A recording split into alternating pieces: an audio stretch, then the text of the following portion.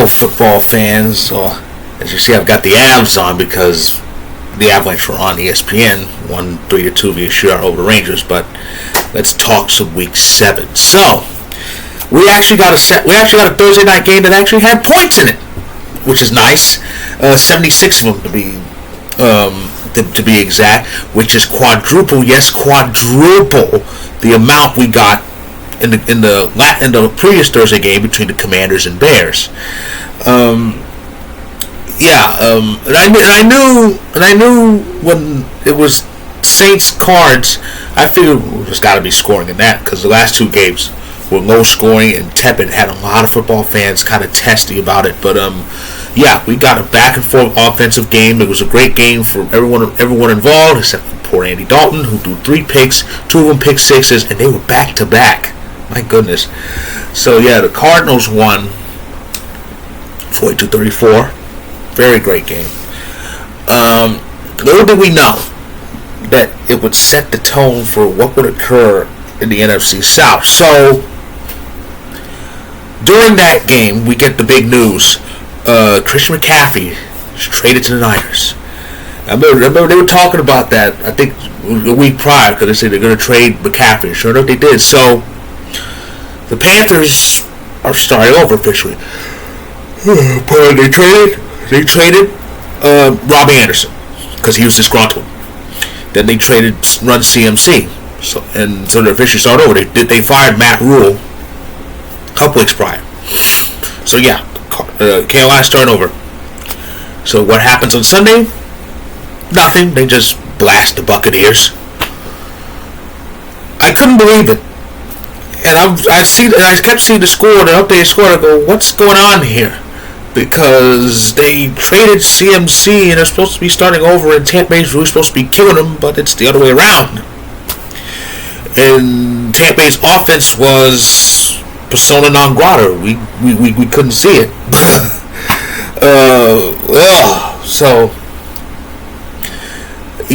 And elsewhere in the NFC South, the Falcons got blasted by the Bengals because Joe Burrow had a hell of a game, 481 yards, and Jamar Chase was all over the place.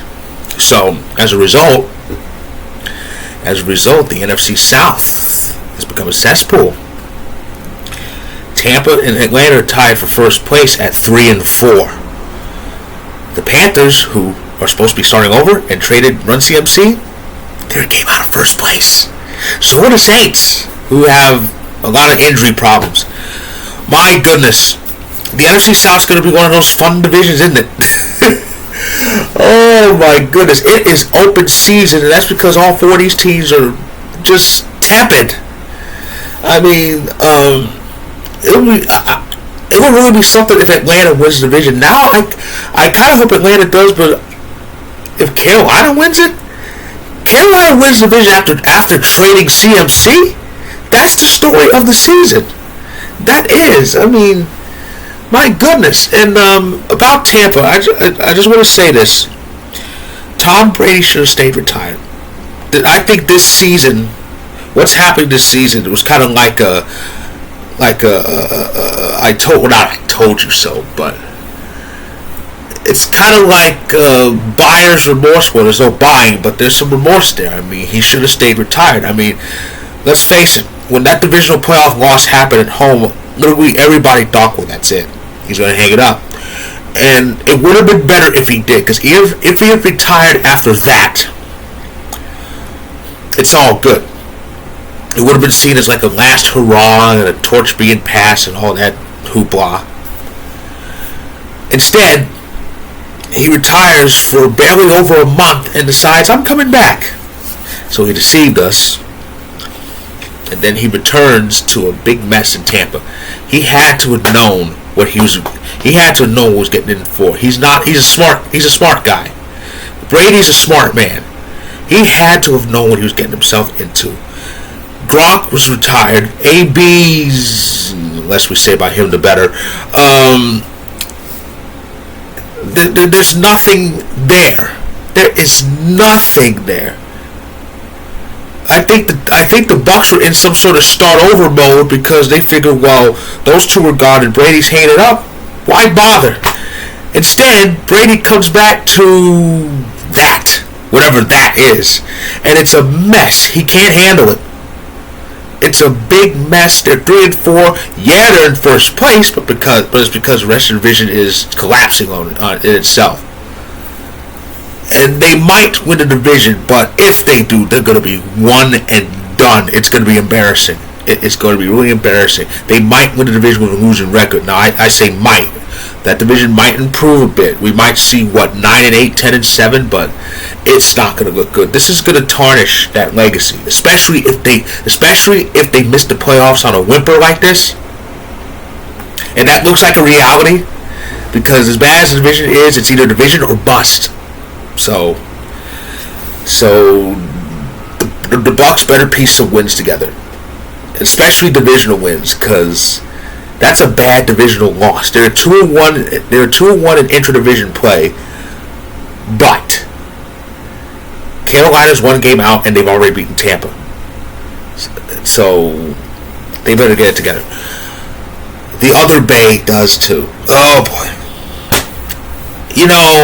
What I just said about Brady, I had me wondering if Rodgers does it. Now, unlike Brady, Rodgers never even thought of retiring, though people put that thought in his head. Well, he's going to hang it up. No, he wasn't going to hang it up.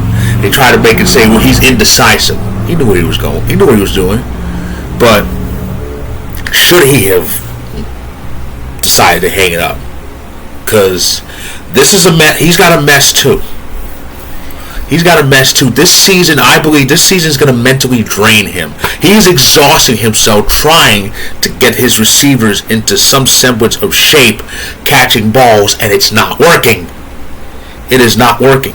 He's gonna mentally drain himself, and he can't be mentally drained. It's gonna break him. It's gonna mess up his game. His game's already kind of messed up as it is. It's because of the people around him. He's already. I know he should be numb to being the only nucleus, the one nucleus of the team, because that's been his career. He's had to carry this team on his own for too long. But even that has a breaking point. At least I would think so. We're gonna beat the Bills, though. I really think we are. I don't care what a lot of Packer fans are trying to say. They're being so pessimistic about this. The Bills are gonna kill us. No. No. We're going to beat the Bills. There's no reason why we shouldn't. There isn't. So, Dak returned. So did Tua. That was the bigger story. Tua returned because he had the concussion, and he had that big win, that Sunday Night Football win against Pittsburgh. Though Pittsburgh almost pulled it out. They almost did. Dak got the win, his first of the season, because remember his first start was a loss, and then Cooper Rush won all those games. Dak got beat the Lions, so good for both of them. The New York teams continue to win, good for them as well. Seattle is in first place. Who had that happening? Especially with Geno Smith too. That has to be a big comeback success story, because before this, Geno Smith was a mess at quarterback. He was. And yet here he is, regularly starting, and Seattle is in first place. Now, some of it is because the NFC West is getting mediocre, though it's not NFC South bad. But things are working out. Seattle is in first place. The Rams have slipped up banana peels because the Rams were off this week. And the Niners lost. So, yeah, Seattle has an actual chance of winning the division. It would be really something if they won the division. I mean, can you imagine? They win the division with Geno. Meanwhile, poor Russ is suffering in Denver. He was actually injured. Oh, goodness. So they had to play, what was his name? Brett Rippon. Oh, boy. It's going to be a long season. It's going to be a long season for Denver. At least Denver has the Avalanche. So I got to say. New England. My goodness. Well, Mac Jones came back. Then he got pulled. after they were down 10-0. Bailey Zappi with this magic got them the lead, but they lost it. Bears and the Packers have the same record. That is chaotic. That tells you that alone says the Packers need to just wake up, get our heads out of our keisters, and get things going, because this, as the song goes, this can't go on. Lord knows we got to change. So that's my recap of week 7. It was quite a crazy week. It was good for me in fantasy because I won 4 of my 5 matchups, including one week where I only have 1 win. Now I'm 2-5 and have a shot. Only 2 games out of playoff position, and there are 8 weeks left there are 8 weeks left in that fantasy season, so I have plenty of time. In that league season, so I have plenty of time. So, anyway, here's what we can look forward to in Week 8. Week 8 starts with the Buccaneers hosting the Ravens. Ravens coming off a close win against the Cleveland Browns.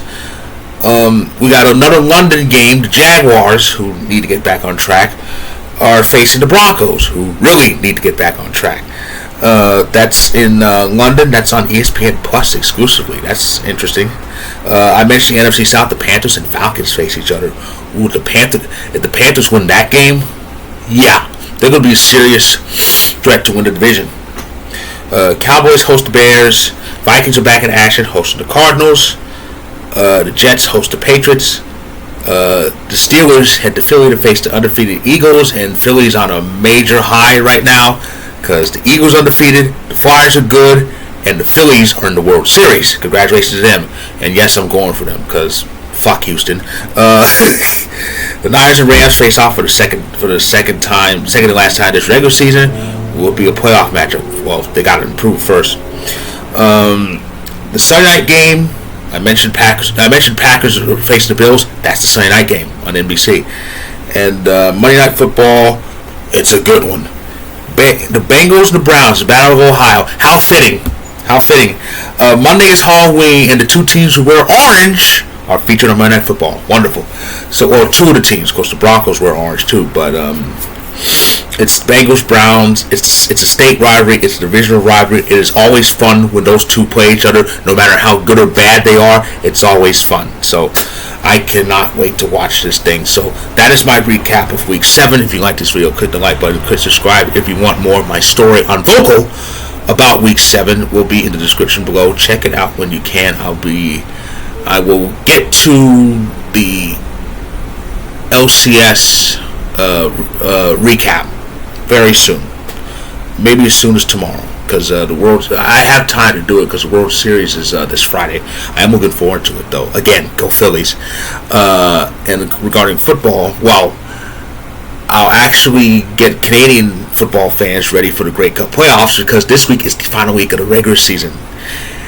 I was going to say it should be fun. It actually will be meaningless because everything is wrapped up in Canada. The matchups are locked in, and we know who's playing who and where the games are taking place. So week 21 is basically meaningless. And of course, this time next week I'll recap week 8. Hopefully, it has a better result for the Packers. So stay tuned for all of that.